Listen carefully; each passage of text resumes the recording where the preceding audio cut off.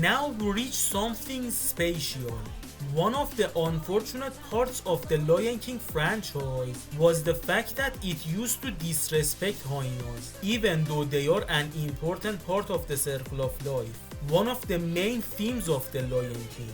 Nowadays, thanks to the Lion Guard, the situation is better, but in the fanbase the problem still exists. In many Lion King fan projects, even the masterpiece ones, the hyenas are punching bags. And even when they try to show them as sympathetic characters so that the story would have an anti-racism message, they just push it so hard that the story becomes depressing. But this story will pay respect to the hyenas. They would still suffer, but it is mostly done in a tragic way instead of a depressing way. The important thing is that in this story, the hyenas, just like the lions, are actual characters and not just mindless monsters or a joke or a gimmick. It will say why the hyenas are absent from Lion King 2, and during the story you will start caring for them. This is a must read for every Lion King fan.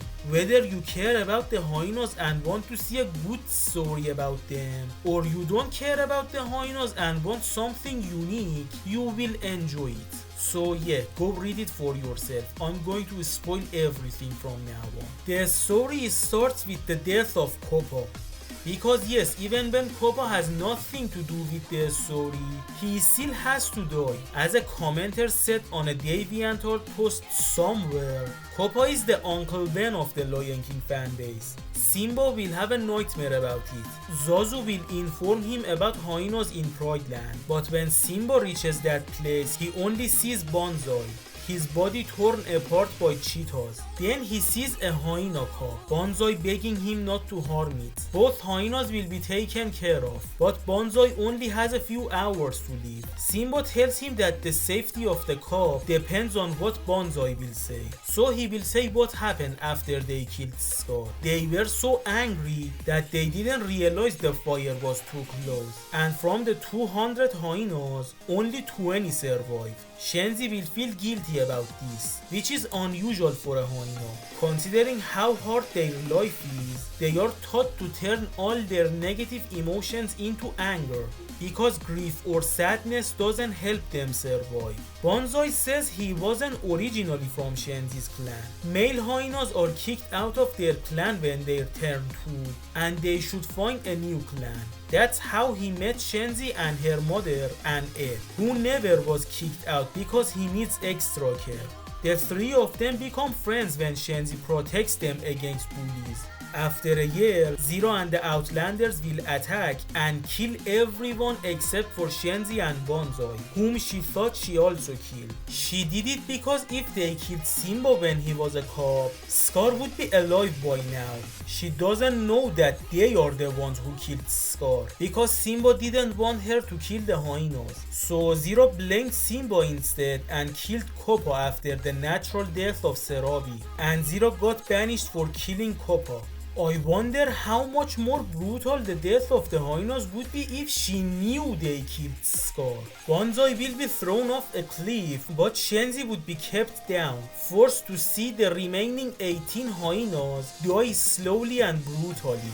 One of them being a hyena cub named Asante, yes, Koppa's friend. Her uncle managing to kill her killer before he also dies. Another hyena will die while protecting his friend. Ed will finally learn how to talk before he died, shouting Shenzi's name. When Zero makes sure Shenzi witnessed the death of all her members, she throws her off the cliff, not realizing it wasn't dangerous enough to kill Shenzi or Banzai. Banzai never saw those deaths, and it took Shenzi a while to finally find the strength to kill him, after Banzai finding it out for himself. Banzai reaction, man. I felt the horror in her eyes. Their life became full of horror and anxiety after that.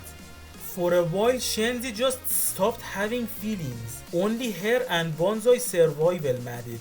but she will open up again. They will do many things to survive and even learn to respect the circle of life. So the elephant graveyard slowly becomes a wonderful place. Banzai tries to make Shenzi laugh again after a long time of depression. We realize that Nuka as a cub was a close friend with Ed until Zero ended that friendship. Banzai says the reason hyenas just go crazy when they laugh is because happiness is rare for them. So they try to enjoy that moment and share it with the rest as much as they can. Shenzi and Banzai eventually fall in love. They slowly move on to some extent and will laugh more often. Finally, Shenzi will sleep without any nightmares. This page is beautiful. Seemingly life for them becomes great. For a while they will have a happy life as a couple despite the tragedies. But good things won't last forever because the moment they decide to have a baby, the graveyard becomes a rotten place again. At its worst even. Because now Zero is living close to it and she isn't respecting the circle of life. Shenzi becomes pregnant at the time that there isn't even enough food for the three of them. Banzai does so much to make sure the baby in Shenzi's belly would survive. He gives all the food he can find to Shenzi while he himself only ate enough so that he wouldn't starve to death. Still, it wasn't enough. Giving birth is a very hard task for a hyena, and considering the small amount of food Shenzi had, she wasn't strong enough to survive. Little Jonjo is born and Shenzi survives only long enough to nurse him once and take care of him for a few hours. After Shenzi's death, Banzai takes Jonjo to Pride Land so that he could find someone to help feed the cub. That's when the cheetahs show up and mercilessly attack Banzai. With the story over, Banzai asks Simba why the great kings of the past punished them again and again, even though they regretted what they did and became better people as a result. Why even bother changing if only the past matters? Simba is remorseful now. He says them changing was in fact a good thing because the future matters more. Simba realized Banzai was doing everything to save his son, just like Mufasa. He puts Jonjo next to Banzai so that he could have his last moments with his son. Simba tells Banzai that they will take care of Jonjo, so Banzai will die with no fear for his son. Seeing Simba cuddling Jonjo after Banzai's death is heartbreaking. He blames himself.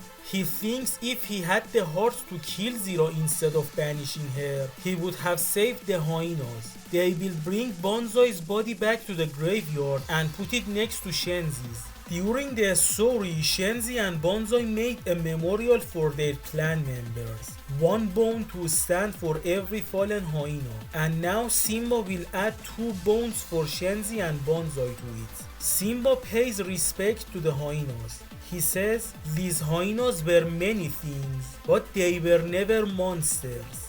Man, these moments made me cry. During the making of these videos, I read many fan comics and this one ended up being one of the last ones I read. After reading many comics that had characters who refer to the hyenas as monsters, it was good to read this one. Some of those stories are on a higher ranking than this one. So after reading those ones, this comic will hit much harder. Simba and Nala adopt Jonjo as their own son, so I assume Lion Guard won't happen in this timeline. While wandering on his own, Jonjo finds some hyenas, one of them being Ed, who somehow was the only survivor. He sees his similarity to Shenzi and Banzai and realizes he is their son. Simba and Nala show up and see Ed and they bring him up to speed. They decide to give Jonjo to Ed so that they would live with the other hyenas. Simba and Nala will say their final goodbye to Jonjo before he is taken away. 2 shadows turn into Shenzi and Banzai and they smile at Ed and then thank Simba, ending the story. During telling his story, Banzai told Simba that when the hyenas die, they will go back to the shadows. He seemingly meant it more literally than figuratively, as now we know that Ed and Jonjo can communicate with Shenzi and Banzai through the shadows.